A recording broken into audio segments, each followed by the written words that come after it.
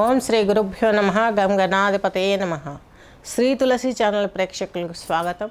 ఈరోజు మనము 2025 July 2nd పక్షం అంటే 16 నుంచి 31 వరకు జరుగు రాశి ఫలితాలు తెలుసుకుంటున్నాము. అందులో ప్రధానంగా తీసుకున్నట్లయితే శని వచ్చేసి ఈ యొక్క మీనరాశిలో ఉన్నారు, రాహువు వచ్చేసి కుంభరాశి, కుజకేతువులు వచ్చేసి సింహరాశి, అలాగే కుజుడు మరలా ఇక్కడ కన్యలేకి 28వ తేదీ వస్తున్నాడు. నెక్స్ట్ వచ్చేసి శుక్రుడు గురువు కలిసి ఇక్కడ మనకు ఈ యొక్క మిథున రాశి సంచారం చేస్తున్నారు. రవి బుధులు వచ్చేసి కర్కాటక రాశిలో ఉన్నారు. ఇది ఈ యొక్క గ్రహ గోచారము. ఈ గ్రహ గోచారాన్ని తీసుకున్నట్లయితే నెక్స్ట్ వచ్చేసి వృశ్చిక రాశి, వృశ్చిక లగ్నం మార్క్ తీసుకున్నట్లయితే మీ రాశాధిపతి షష్టాధిపతి అయినటువంటి కుజుడు మీకు దశమ భావంలో కేతుతో కలిసి ఉన్నాడు.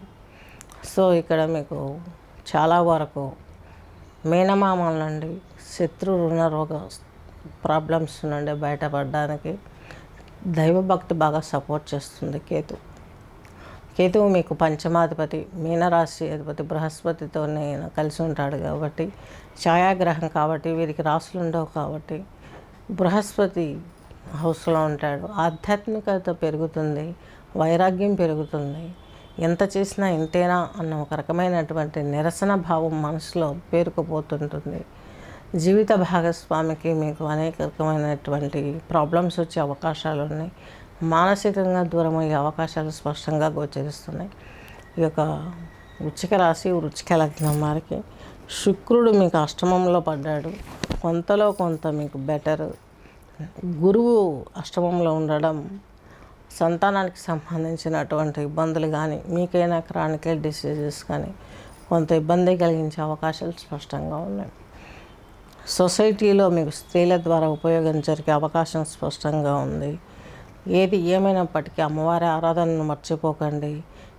మీకు కేంద్రంలో అంటే దశమ హౌస్లో కుజుడు కేతు అనుకున్నాం కదా, ఆధ్యాత్మికపరమైనటువంటి వృత్తులలో ఉన్నవారికి ఆకస్మిక మంచి అవకాశాలు ఎదురుపడే అవకాశాలు ఉన్నాయి.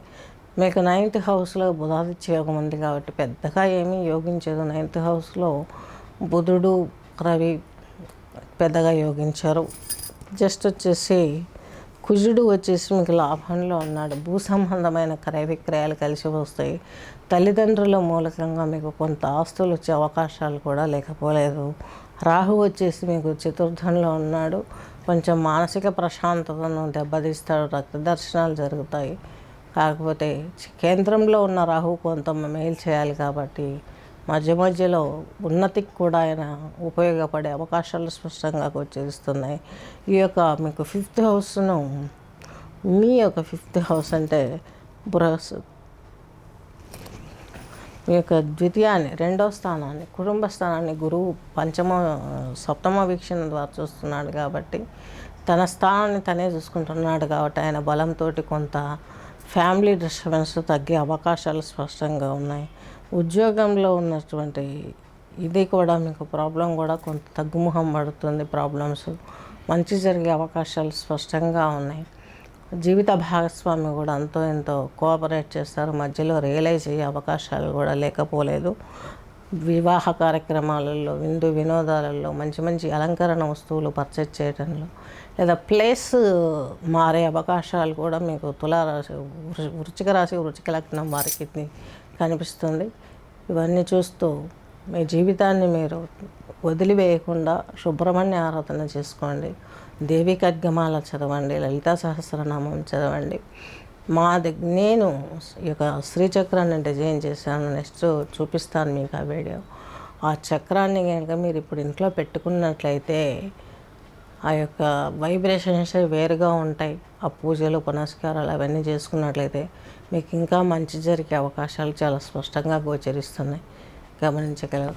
స్వస్తి.